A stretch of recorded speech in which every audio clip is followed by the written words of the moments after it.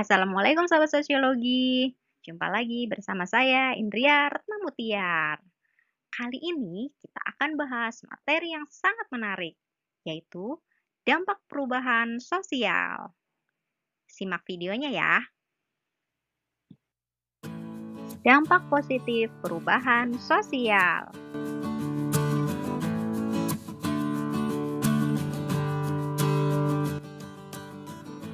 Yang pertama, reorganisasi. Menurut Haryanta, reorganisasi diartikan sebagai penyusunan atau penataan kembali suatu kelembagaan. Nah, kelembagaan suatu masyarakat terdiri dari nilai dan norma sosial yang dianut anggotanya. Reorganisasi juga dilakukan ketika nilai dan norma dalam masyarakat dianggap tidak berfungsi dengan baik. Reorganisasi diperlukan untuk mengembalikan keteraturan sosial. Contohnya, kepercayaan tentang pengobatan. Dulu, masyarakat berobat ke dukun atau ke paranormal. Nah, saat ini masyarakat cenderung berobat ke puskesmas atau ke tenaga medis. Dalam hal ini, berobat ke dukun merupakan nilai sosial lama atau unsur lama. Sementara, berobat ke puskesmas merupakan nilai sosial baru atau unsur baru. Yang kedua, modernisasi. Menurut Martono, modernisasi merupakan suatu proses perubahan ketika masyarakat memperbarui dirinya dan berusaha mendapatkan ciri-ciri atau karakteristik yang dimiliki masyarakat modern. Modernisasi mendorong perubahan gaya hidup masyarakat. Nah, manusia modern lebih mempercayai hal-hal yang mengandung unsur rasionalitas dibandingkan hal-hal goib atau yang bersifat metafisik. Modernisasi juga tidak terlepas dari kemampuan manusia mengatasi kendala ruang dan waktu. Manusia menciptakan beragam peralatan demi efisiensi tenaga, jarak, dan waktu. Oleh karena itu, masyarakat modern cenderung memiliki gaya hidup yang serba instan. Yang ketiga, kesejahteraan masyarakat meningkat. Teknologi tidak hanya memperlancar kehidupan manusia, tetapi juga mempermudah aktivitas manusia.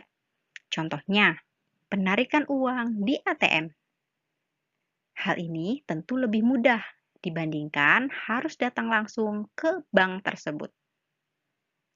Nah, kemudahan yang ditawarkan teknologi menjadikan kebutuhan masyarakat lebih mudah terpenuhi. Pada akhirnya, kesejahteraan masyarakat dapat meningkat. Yang keempat, efisiensi dalam kehidupan masyarakat. Perubahan sosial dapat mendorong kehidupan masyarakat lebih efisien, terutama berkaitan dengan perubahan sosial akibat perkembangan teknologi. Teknologi membawa kemudahan yang mendorong efisiensi waktu. Contohnya, hubungan sosial dapat dilakukan dengan cepat melalui teknologi. Yang kelima, transformasi politik. Menurut Setiadi, perubahan sosial dalam bentuk revolusi dapat mengakibatkan transformasi politik. Transformasi politik berkaitan dengan perubahan sistem dan struktur politik. Contohnya, perubahan sosial setelah jatuhnya pemerintahan Orde Baru.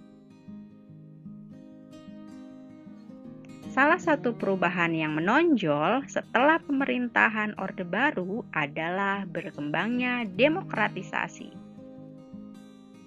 Hal ini menyebabkan suatu transformasi politik. Yang keenam, integrasi sosial. Perubahan sosial dapat mendorong terciptanya integrasi sosial. Proses integrasi sosial atau penyatuan sosial terjadi jika perubahan sosial membawa unsur-unsur yang cocok dengan nilai dan norma sosial. Masyarakat akhirnya mengadopsi unsur-unsur baru tersebut. Contohnya, beberapa kelompok sosial secara positif menerima kegiatan pariwisata. Hal ini karena dapat menghidupkan kembali kebudayaan tradisional yang hampir punah.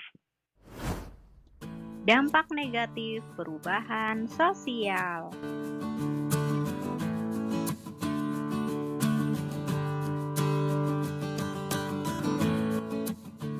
Yang pertama, disorganisasi. Menurut Kamus Sosiologi, disorganisasi diartikan sebagai keadaan tanpa aturan.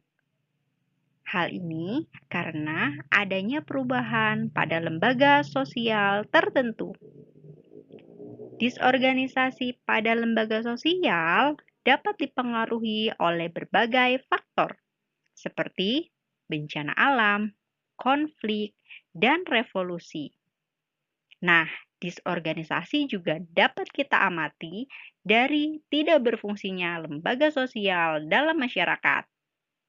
Sebagai contoh, akibat bencana alam, aktivitas pendidikan, ekonomi, dan sosial budaya dalam masyarakat lumpuh. Kondisi tersebut menyebabkan perubahan pada pola kehidupan masyarakat. Nah, menurut sahabat sosiologi, apakah fenomena COVID-19 termasuk ke dalam contoh disorganisasi? Komen di bawah sini ya. Yang kedua, cultural shock. Cultural shock merupakan keadaan masyarakat yang merasa kebingungan terhadap kebudayaannya. Keadaan ini dapat dipahami karena perubahan dalam waktu yang singkat, sehingga masyarakat kebingungan dan tidak dapat segera beradaptasi. Contohnya, seseorang harus beradaptasi ketika berada atau tinggal di luar negeri. Adaptasi tersebut diperlukan karena kebudayaan luar negeri berbeda dengan kebudayaan asalnya. Contoh lainnya, kebijakan pemerintah dalam menaikkan harga BBM. Hal ini membuat masyarakat atau sebagian masyarakat merasa kebingungan. Hal ini tentu berkaitan dengan bagaimana masyarakat dalam mengelola pengeluarannya. Nah, kira-kira bagaimana ya penjelasan antara keterkaitan cultural shock dengan kebijakan pemerintah menerapkan new normal? Komen di bawah sini ya. Yang ketiga, cultural lag. William F. Ogburn mendefinisikan cultural lag sebagai pertumbuhan kebudayaan yang tidak selalu sama cepatnya dalam keseluruhan unsur budaya lainnya. Artinya, ada bagian yang tumbuh secara cepat dan ada pula bagian yang pertumbuhannya lambat. Contohnya, pengguna internet. Banyak pengguna internet yang tidak bijak dalam memanfaatkannya. Kondisi tersebut menunjukkan perkembangan internet yang semakin canggih, namun tidak sejalan dengan perkembangan pendidikan moral masyarakat. Yang keempat, anomi. Menurut Durkheim, anomi diartikan sebagai suatu keadaan tanpa norma, kacau, dan tanpa aturan. Nah, tidak ditaatinya aturan-aturan dalam masyarakat, sehingga muncul deviasi yang menunjukkan perubahan sosial, terutama perubahan struktural. Contohnya, akibat terjadinya revolusi, masyarakat kehilangan pedoman dalam berperilaku. Mengapa demikian? Jadi, Akibat dari revolusi, nilai dan norma sosial yang sebelumnya digunakan masyarakat memudar. Sementara masyarakat belum mampu menciptakan nilai dan norma baru yang berfungsi sebagai pedoman berperilaku. Kondisi inilah yang dinamakan anomi. Yang kelima, tindakan kriminalitas meningkat. Nah, selain membawa perubahan positif, perubahan sosial juga dapat mendorong tindakan kriminalitas. Berarti hal ini mengarah pada hal-hal negatif. Saat ini, modus tindakan kriminalitas semakin meningkat. Hal ini dampak dari penerapan ilmu pengetahuan dan teknologi secara menyimpang.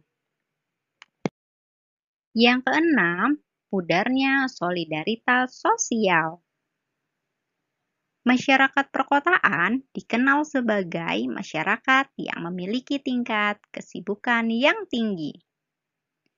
Kesibukan ini menjadi penghambat kegiatan sosialisasi. Oleh karena itu, mereka sulit menjalin hubungan sosial secara langsung. Hubungan sosial dengan lingkungan sekitar juga terhambat oleh pagar yang tinggi. Keberadaan pagar yang tinggi menunjukkan bahwa pemilik rumah sangat menjaga privasinya. Kondisi ini terjadi karena semakin maju dan modern menyebabkan masyarakat semakin ingin hak-hak pribadinya dilindungi. Hubungan sosial yang dahulunya dilandasi rasa kekeluargaan berubah berdasarkan kepentingan. Akibat berkembangnya individualisme, maka solidaritas sosial pun semakin memudar. Yang ketujuh, pencemaran lingkungan. Perkembangan teknologi mengakibatkan peningkatan industrialisasi di berbagai negara, termasuk di Indonesia. Salah satu dampak perkembangan industrialisasi menyebabkan terjadinya pencemaran lingkungan. Nah, limbah-limbah industri ini dapat mengancam kelestarian lingkungan. Yang kedelapan, marginalisasi. Menurut Widya Stuti, marginalisasi dilakukan oleh kelompok mayoritas terhadap kelompok minoritas. Akibatnya, kelompok minoritas mengalami ketidakberdayaan, sehingga sulit mengembangkan potensi dirinya. Contohnya, marginalisasi pada komunitas adat terpencil. Komunitas tersebut hidup di hutan-hutan. Nah, ketika kawasan hutan dibuka untuk dijadikan kawasan industri, menyebabkan komunitas tersebut terpinggirkan atau termarginalkan. Oke, sahabat sosiologi, sampai di sini dulu materinya. Semoga bermanfaat. Jangan lupa like, komen, dan subscribe. Terima kasih.